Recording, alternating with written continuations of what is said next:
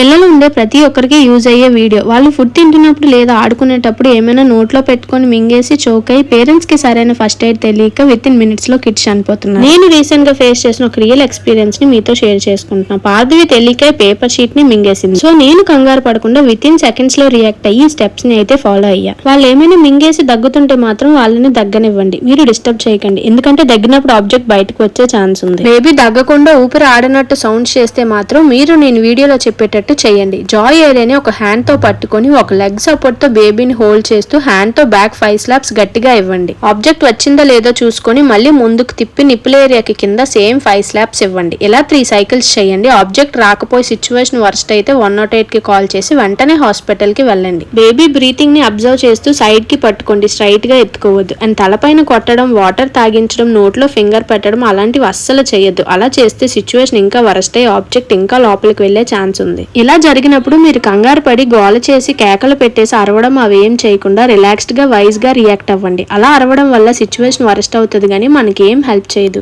మా పార్థవి అస్సలు ఈ షూట్ కి కోఆపరేట్ చేయలేదు. అయినా ఎందుకు ఈ వీడియో చేస్తున్నా అంటే నన్ను నమ్మి నా పేజ్ ని 3000 మెంబర్స్ ఫాలో అవుతున్నారు. సో వాళ్ళకి ఏదో ఒక రోజు వరస్ట్ సిచ్యువేషన్ లో ఈ వీడియో హెల్ప్ అవుతుందని చేస్తున్నా. మీకు ఈ వీడియో యూజ్ అనిపిస్తే మీకు తెలిసిన పేరెంట్స్ కి రీల్ షేర్ చేసి నా పేజ్ ని కొంచెం ఫాలో చేసేయండి.